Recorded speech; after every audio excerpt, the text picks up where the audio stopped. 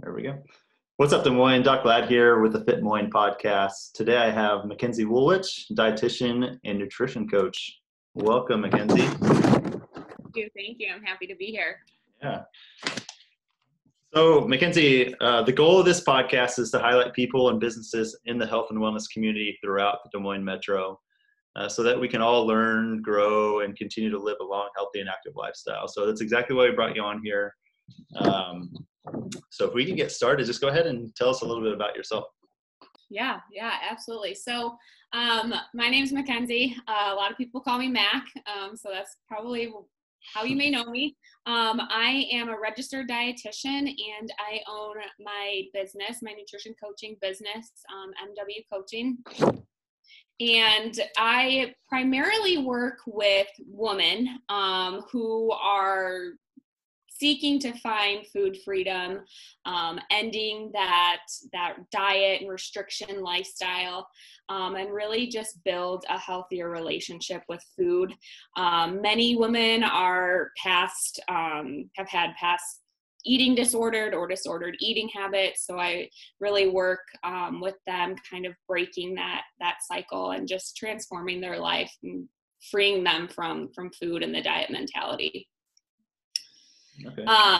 And a little background on me. So I started my education journey at Drake here in Des Moines with the goal of going to pre-med. And then I sort of had, along that line, I had my own lifestyle change through food. I've had my own history of disordered eating habits. And then once I kind of found out there's a career out there that I could make to help others that have been in my position, and I could share my passion for, helping others heal their relationship with food. I was like, okay, I'm all for this. So then I found out about a dietitian. A lot of people ask me, where did you learn about what a dietitian was? And I really can't remember. I just sort of happened. So then I continued my education at Iowa State, got my degree in nutrition and dietetics. I did my dietetic internship, which is basically like a residency program for dietitians, at Broadlawns in Des Moines. And then I passed my exam, and I'm now a credentialed and licensed dietitian. That's awesome. So is there any difference between a dietitian in the hospital setting versus what you're doing, or? Yes. Yeah. Huge difference. So, and that's actually a good question. So a lot of dietitians in the clinical setting, in a hospital, like let's say inpatient, for example, it's really not a close, dietitian patient interaction. You get consulted to the patient, for whatever reason it may be, specific diet or because of their weight, whatever it is.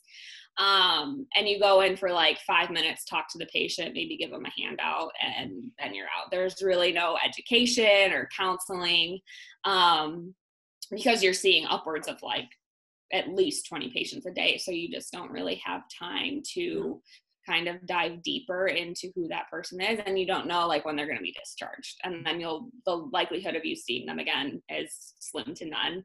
Yeah. When I did my clinicals, we always gave the patients an option to come in as outpatient, because that was just a complimentary service from the hospital. Okay. But I mean, that is a pretty unique population where Broadlawns is in Des Moines, kind of the east side of Des Moines, so not the best area. And it is a county hospital, so you're getting a lot of low income people going there for care. Sure. So definitely you just skim the surface with people in the hospital, whereas in coaching, you're really able to form a relationship with your clients and really get to know them on a deeper level. Sure. And kind of I always say, it's peeling the layers of the onion back, kind of digging in and find like, okay, where do your motives for wanting to lose weight or heal your relationship with food come from? Yeah. Because there's always like a deeper meaning to that. Sure. Yeah. It's funny you use that analogy. I use the same thing. With my business, we have a like 3-step process we follow through, but step 1 is find the source and relieve your pain. And I tell people it's just like peeling away layers of an onion. Like day 1, I can only get so much done in an hour. And we're going to find, we're going to try and find as much as we can. We're going to try and get you feeling better on that day, but it takes time. And as we go, we might find other things, and that's okay. That's good. That's, just like you mentioned, it seems to be a pretty common theme in Western medicine where whether it be physicians, nurses, physical therapists like myself, we don't have time to, it's just constantly seeing patients. It's a revolving door, really, and it's unfortunate that it's that way. That's part of the reason I started my own business, to get away from that model and break away from it, and where I can actually spend time with people, develop those relationships, and it's 100% like a revolving door. And that's exactly like you. That's exactly why I wanted to go out on my own, start my own business, because I didn't, like, in the clinical setting, I didn't feel like I was serving anyone. Right. And I wasn't like for me, fulfillment as a dietitian is making an impact on somebody's life and changing their life. It's not like going in, doing 5-minute education, and then saying, see you later. Right. You see someone for 5 minutes and you never see them again. Like, what impact is that? Right. Yeah. I don't find fulfillment from that. But, on the other hand, some people are like, and then that's what they love to do. And I do love the clinical side of nutrition, but it's just. Absolutely. I mean, it's very important. It's needed. Right. And not to say that those people that enjoy that are bad, or they're not, right. Absolutely. People, they're just stuck in what I would consider a broken system. Yeah. Yeah, I agree. Yeah. So where do you work out of? So, that's also a good question. I do all of my coaching virtually. So I just work in my home. Awesome. And I see my clients either like this via Zoom, or we just have, check-ins on via phone calls. Okay. And for me, I've found that works really well for people, especially now, given the times of COVID. It's kind of reassuring for people to know, like, okay, I don't have to leave my home to go anywhere. And then I do have a few clients, kind of like case by case basis, where I will meet in person. Okay. I see some patients over at a gym in Ankeny called Engineered Performance. But that's not the majority of where my clients come from. Most of them are via Zoom or phone call. Sure. Now you kind of touched on this a little bit. Are you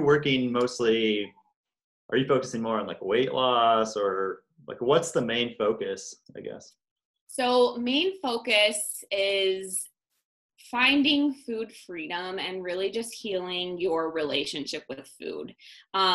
So basically, for food freedom, what I mean by that is helping people free themselves from that diet mentality and the diet culture, basically, where, people think they're always like, we're constantly in the mindset of like, I'm going to start my nutrition journey and I'm going to lose weight. And it goes a lot deeper than that. Certainly a lot of people come to me wanting to lose weight, but like I said, I'll go back to the onion, like, okay, there's a deeper meaning behind that reason to lose weight. Like if somebody comes to me and says, hey, I'm looking to lose 10 pounds. I'm like, okay, well, why are you looking to lose 10 pounds? Yeah.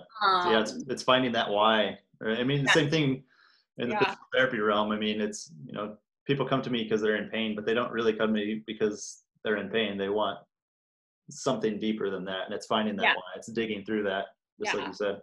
Exactly. And really getting away from fad diets and people thinking they need to try the next best fad diet coming on the market. I'm really teaching people how to eat, because I feel like we've just as human beings gotten so disconnected from that. Like one of my first questions I'll ask clients, I'm like, okay, so do you know what your body feels like when you're hungry and when you're full? And half the time they're like, I've never really thought of that. So it's like hunger cues and satiety cues are just like so broken. Yeah. And, I know that like, that's where I came from as, before I was a dietitian, I had no hunger or satiety cues. So it's just really relearning and connecting with your body again. Sure. Yeah. And weight loss is usually a byproduct of that. But there's usually a lot of healing that needs to occur before your body's in a place to lose weight. Yeah, I like that. Now, the times we're in are just strange or different, very stressful. I'm a stress eater. I know that about myself. Same. Yeah. So I guess how have your clients dealt with this time? I mean, it's so uncertain, right? Like we don't know what's going to happen. And they're, especially at the beginning of this, it was like, what are we going to do? We're locked in our house. We can't go anywhere. Right. And for me, it was like, what's my business going to look like? What's school going to look like for my kids? My wife's still going to have a job? Like, we don't know. So I got out of a routine with exercise, definitely fell off track with nutrition. I guess what did it look like for your clients, and how did you help keep them on track? So you, along with the rest of the world, I would say, and myself included, it was a real adjustment period at the beginning. But I felt it was a great time to be a coach because it was like, okay, people are now stuck in their houses. They have 24/7 access to the kitchen, and, they're eating things that they may not normally eat because they're just home 24/7. And so really with my clients, we just treated it like, okay, this is, not really changing what we're working on. It's just kind of pivoting a little bit. And, maybe some people found that they do have stress eating tendencies when they're stuck at home 24/7. And I did have some clients realizing like, I'm eating things that I normally wouldn't eat and I don't know why. And I was like, well, you're surrounded by it, seeing other people eat it. It's just like natural to be like, oh, okay, I'm going to go eat that. So it was really coming back to the why and just having them reflect on, why they're about to eat something. And we did a lot of, food journaling, and, I'm not a big person on tracking food in like MyFitnessPal or something. I'm mostly, so I'll do a food journal and have them reflect on their reason for eating and kind of how their body's feeling before they're eating, after they're eating, and then at the end of that meal. And then just doing, before you grab that bag of chips or whatever you're about to stress eat on, it's just getting yourself to like pause, like tell yourself to pause and being like, okay, why am I about to go grab that? And is this something that I genuinely want to eat? And that was a big question that I asked a lot of my clients. I was like, when they would tell me that they ate something that they don't normally eat, I was like, okay, well, did you genuinely want to eat that? Or were you just eating it because it was there? And that kind of like got a light bulb to go off for some people. They're like, oh my gosh, I never thought of that. And I was like, well, there we go. And more often than not, they were like, I really didn't like want to eat that. I could care less about eating Oreos or whatever it was. It's a convenience. Yeah. My previous job, my office was like right around the corner from a little convenience store inside the hospital. Yep. And I hate paperwork anyway, so I found myself getting bored sitting at the desk, and I would walk right around the corner. And it became a habit almost. Like, I'm not really hungry. I'm just bored, and I'm going to go over there and I'm going to get some food that I probably shouldn't eat. Right. And part of it's boredom, part of it's stress. And it's a vicious cycle. You get caught in it, and it's hard to break out of that. Yeah. Yeah. And it's hard to really like realize that you're doing something until you have like some non-biased external person being like, okay, why are you doing And then you're kind of like, oh, I don't really know why I'm doing that. And then it's working through that. Yeah. The journaling makes a lot more sense to me. I've never been one. I've never tracked my macros or anything like that. Yeah. And I can't just say definitively because I've never done it, but I don't feel like it would be for me. Like it's just way too much. I don't think I could do it, but the journaling makes sense because you get into that, like you get into the why, the psychological part, and you really get yourself to like start thinking about why am I grabbing that bag of chips or those Oreos, or why am I going in here? How's this going to make me feel? I know I'm going to feel like crap afterwards, so maybe I should go make a smoothie. Right. Yeah. And it's really getting yourself to think like, okay, what is it that my body really needs right now? If it's stress, for example, it's like, okay, does my body really need to eat a whole bag of chips when I'm stressed, or do I need to go take a break and take a walk outside? So it's really, again, going back to kind of the overall theme of my coaching is it's just connecting with your body and giving your body, like our bodies are always going to tell us what they need. And it's just up to us, like how we're interpreting that and how we're responding to it. Yeah.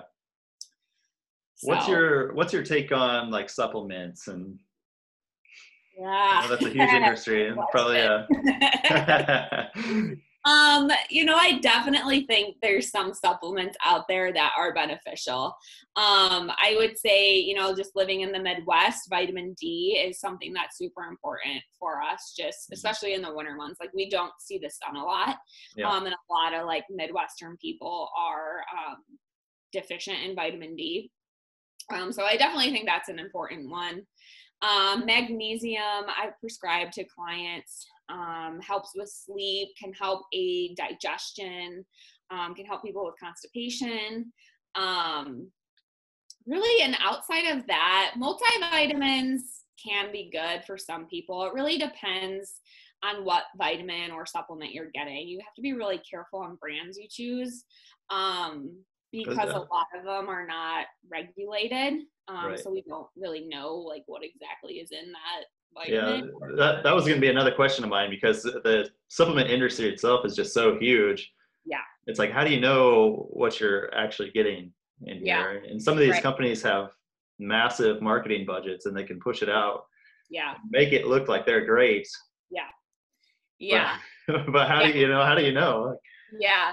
And so for vitamins and supplements, I always tell people, look and make sure that it's USP certified, because that is a marker for vitamins and supplements that say like, okay, this has been tested and it's confirmed that what's in that vitamin, you're getting the amounts that it says on the bottle. Outside of that, it's kind of, you don't know exactly what you're getting. And I don't think people need to be, this is kind of personal opinion, I don't think people need to be walking around filling their bodies with different kinds of supplements. Certainly protein supplements are great if people are trying to, meet a protein goal, or, if you have, I work with patients who have had bariatric surgery. So I also have a part-time job. I forgot to mention that, in a weight loss clinic, and those patients need to take a protein supplement and need to take vitamins because of their status after surgery. However, your, normal day-to-day person, I was like, let's start eating real food first before we start taking hundreds of different supplements. Nice. Yeah. And then if there's a deficiency, supplementing in those cases too. Sure. One question I've gotten recently from a couple patients, and I kind of give them a generic answer, but collagen versus like a protein, like a whey protein or something like that. What's your thoughts on? Yeah, so collagen is great. And it's just a different type of protein when it's compared to whey. So there's like a protein score that proteins get, and whey, and it's basically like how much protein you're getting from that powder or that supplement. So whey is going to be the highest on that scale. It's going to have the highest score. And it's basically saying like, that's a pure protein. You're getting like 100% of that. Your body's using 100% of that protein for, you know, the uses of protein in our body, versus collagen is going to be a little bit lower on that scale just because our body uses it a little bit differently. And we're not getting like 100% of that protein from that supplement for uses in the body. Okay. But I mean, for like bone health, joint health, skin, nails, like I found collagen to be great. And I actually put like unflavored collagen peptides in my coffee every morning. And I've noticed, like, I feel like just like not necessarily for like meeting a protein goal, it's just mostly for like the health benefits of it. And I've noticed like my nails are stronger. There's some research on like gut health with collagen, just because our gut is made like mostly lined with like the cartilage that the collagen helps build up. So there's been research that shows that helps with healing, you know, any type of gut issues like IBS or something like that. But yeah, I mean, I think it's a good, again, it just goes back to where are you getting it and what kind, you know, how reputable is the company. Sure. But yeah, I think it's great. Yeah. Let's go back to gut health a little bit, because that seems to be very popular topic nowadays. Yeah. And for good reason. I think there's a lot of different research that's coming out that shows how important it really is. Yeah. So things that come up occasionally with my clients are like probiotics, should I be taking that, or certain foods for gut health. So why don't we talk about that a little bit? Yeah, definitely. Gut health is very, very important. Have you heard of like your gut referred to your second brain? Mm-hmm. Yeah.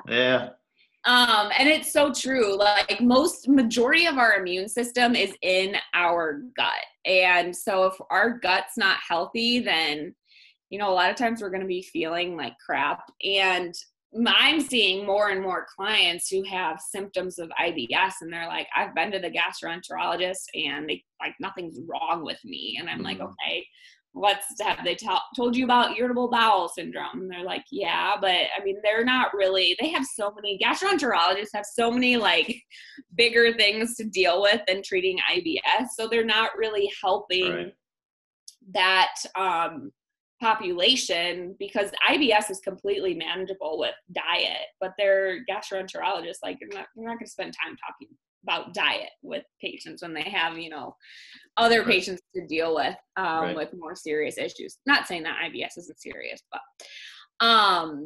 no, I know what you mean. I mean, we get the same thing with like, from like an orthopedic surgeon standpoint in physical therapy, like there's, you know, a sprain, they're not going to care as much, you know, like they can't operate on that. So what do they care? They're going to send to physical therapy, but that's perfect though, because that's where people like you come in.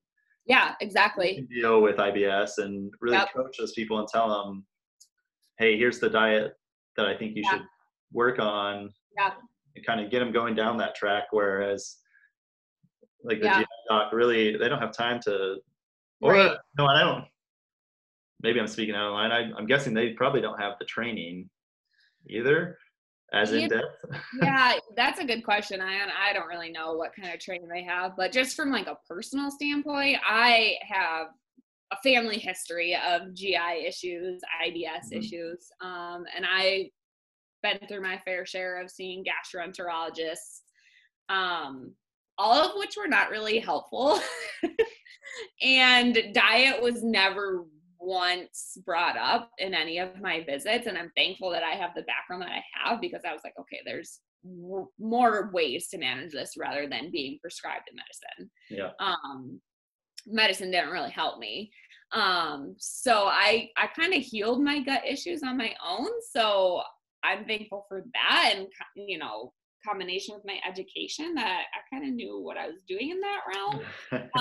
But, you know, at least the gastroenterologists I've seen, they were just about treating the symptoms. You know, my my side, my family side, we have like constipation issues. So they were like, okay, well, here's a medication you can take, rather than, you know, like, okay, let's see, you know, where diet can come into play. So, I think that's really common just in the allopathic system, like in our Western medicine society, like you said, they treat the symptoms often, and they don't really fix the root cause, right? Which is obviously problematic. But you know, I'm a firm believer too. Like if we can get rid of things with diet, exercise, and without medication, and really solve that root problem without any of that, like let's do that first. Right. But I mean, in my experience, just with some of the physicians I've worked with, and it's just they don't have that nutrition component to their training unless they seek that out extra. And like you said, they've got so many other things to worry about that kind of falls down the ladder. Right. So I don't know that I can't say that I really blame them. Like we talked about earlier, they're just stuck in a system where they've got a ton of patients to see, and so it gets really hard to do that in such a short amount of time. So exactly. The only thing I wish is I wish there were just more referrals out to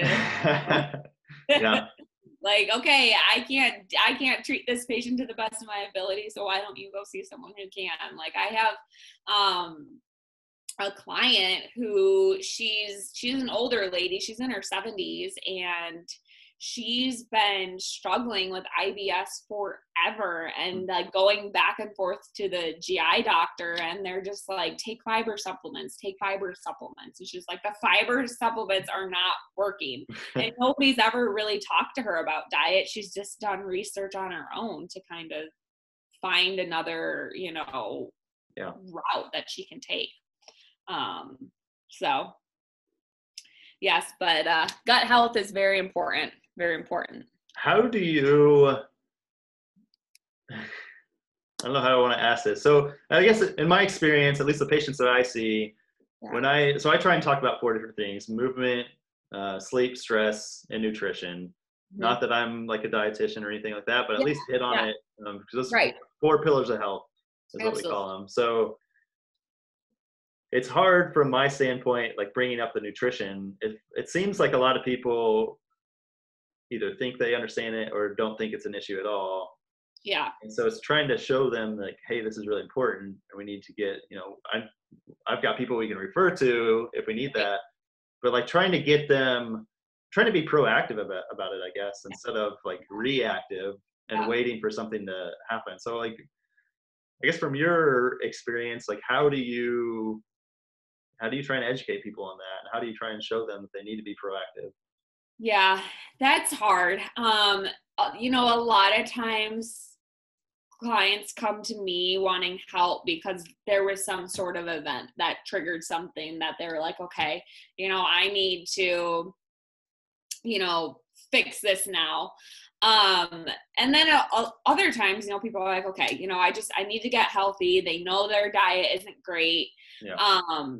Which, you know, I feel like it's just common knowledge. Like we know processed foods are not good for our body. Like we know going to the gas station, getting a hot dog and a bag of chips is not the best choice. So it's roller dogs. Then again, you know, it's really hard because some people are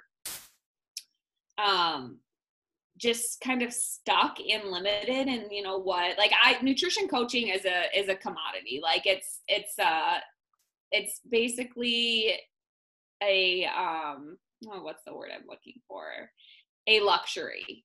And it's not something everyone can afford to do. It's not something everybody wants to do. Whereas, you know, when you get to the point where you're reactive, it's like, okay, you don't have a choice. Right. So it really has to come from the client, and their why has to be great enough. And I'm talking with prospects or leads on a discovery call, you know, it's my job to kind of dig into that why, to show them like, okay, your want to change your relationship with food or to reach whatever goal you're reaching a lot deeper than, just what you came to me thinking you were wanting. Mm-hmm. And some people are like, oh, wow, I didn't even realize that those things all come into play. Like, for example, somebody wanting to lose 20 pounds. I'm like, okay, well, why? And then,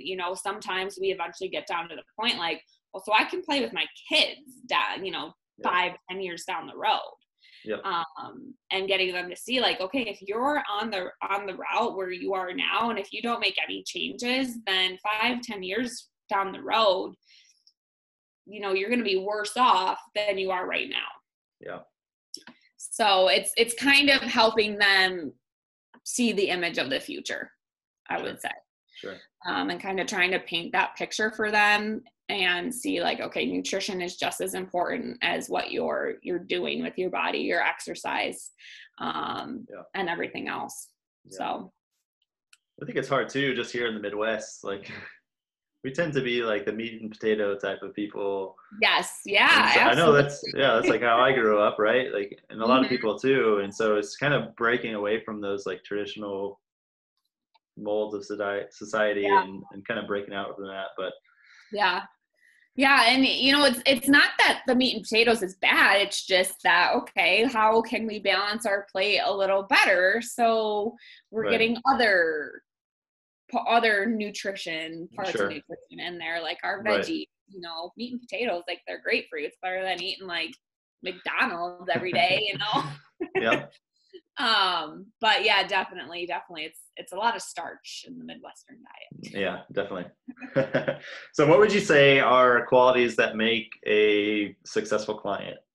Yeah, definitely. So a successful client for me, for my program, they're going to be dedicated and understand that I set the stage from the beginning that your nutrition, your any health journey you're on, even starting physical therapy, like it's going to be tough. It's not going to be a straight line to success. And if it is, then, it's probably something that's not sustainable. Right. So I set the stage like, hey, this is going to be hard. I'm going to push you out of your comfort zone because that's how you're going to grow and that's how you're going to learn new things. So I look for people who are dedicated, ready to take action on their health, willing to make an investment in themselves and willing to show up for themselves and kind of taking that personal responsibility to invest in their health and then put in the work that we talk about on our coaching calls. I always tell my clients, I'm going to be your leader, but I'm not going to be your savior. I will lead you to the water, but I can't make you drink. So it's really, I set my clients up for success. I'm going to give them, 110%, but I need to know that they're going to give me 100% and putting into action what we talk about on our coaching calls. And I'll call them out if they're not, if they're not putting, 100% effort to their goals. Every check-in, I ask them, I'm like, okay, did you put 100% effort towards your goals this week? And, I don't require that every week you're putting 100% towards your goals, but I do require that they're making at least some type of small improvement every week. And even if it was a smaller improvement than the week before, did you do something that got you a little bit closer to your goals this week? Like that's all I care about. I don't care that, they're losing X amount of weight every single week. I just care that they're doing something to get better every week, because that's really what's going to make them successful in the long run.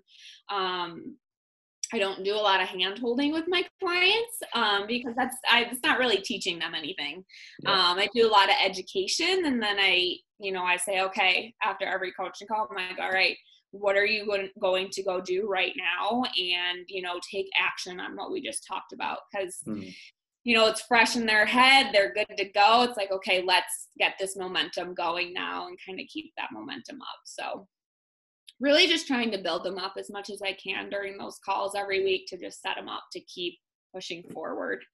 And then another quality of a successful client is just coming to me or my group, my team of clients when they need help, when they're struggling with something. I set up a community for my clients and via instant messenger. It's called Slack. Okay. But we can just have conversations whenever anything comes up, share recipes, share ideas. So the only requirement I tell them is I need you to come to me or go to that group when you need help. Instead of suffering alone. And, cause that's never going to get you any closer to where you want to be.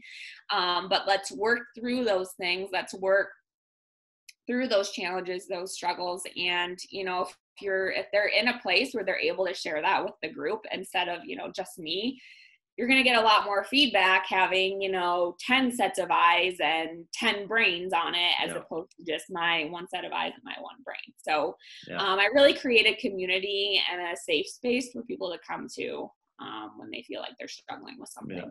Yeah, I love it. Yeah, that community, just having a community of people with similar interests and goals, I'm sure is extremely helpful. Yeah.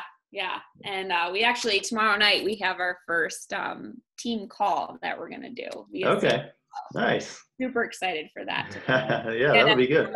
That's something new I've just started implementing, like a team call once a month. And, I'll do a training on some type of topic, and then we'll basically just go around and just so everyone can kind of see each other, as opposed to just kind of messaging back and forth all the time. So sure. Yeah. Having a face to put with that name. Yeah. Now you said you work mostly virtually. Are you working with people like all over the place? Is it just in the Des Moines Metro? Like how? So I'm working on kind of growing my reach like out further. So it's not necessarily just in Des Moines, Iowa area. However, those are where most of my clients have come from now, just because most of my following are people in the Midwest region. But I definitely, don't limit myself to, where I'm gonna, expand to. Sure. Yeah. And we talked about how this is kind of like just having a dietitian and nutrition coach is kind of a luxury. Yeah. If someone wants to work with you, do they need a referral? No, they just reach right out to you. Yeah. Okay. I have an application that people can fill out, and it's definitely not referral based. So. Okay. Yeah. Perfect. Yeah. And then, where's insurance play in with having a nutrition coach and dietitian? That's a good question. Insurance does not play into having me as a dietitian. And I know that on another kind of time we've talked a lot about the insurance topic. Insurance reimbursement for dietitians is really crappy. The weight loss clinic that I work occasionally in, we don't even get billed for our services for seeing patients. Nutrition services are billed under the doctor or the PA, and we're just kind of there to provide our counseling services. So, on that note, dietitian or nutrition coaching via me, since that's not clinical based, in a clinical setting, there's like next to no reimbursement for it. So I don't bill through insurance. However, I can take HSA cards or health saving account payments. So I've had a couple clients who use that to pay for their coaching. But it's kind of unfortunate, but I have a lot of opinions about the insurance world, what they will reimburse for. I wish preventative services were covered better under them, but fortunately, that's not really true. You'd think if they really wanted to save some money, that would be included. Right. Yeah, exactly. But, I could talk about that one all day too. So yeah. So long story short, I don't accept insurance, but I do take HSA cards or the FSA cards. So perfect. Yeah. Okay. Well, I won't keep you much longer. If people want to get a hold of you, want to find out more, How can they do that? So Instagram is great for me. I do a lot of, posting, conversation starters on Instagram. So my handle is at Mac_Woolwich_. And on there, I have a link tree so they can go and join my free Facebook community, which is another great avenue I have. Fill out my application. I have a weekly email that they can sign up for. So Instagram is kind of like a hub for me of where I do most of my communicating, my connection. Okay. Awesome. Yeah. Well, we'll put that in the show notes as well. So, Awesome. All right, Mackenzie, I appreciate it. Thank you so much. Yeah, thanks for having me. This is great. Yeah.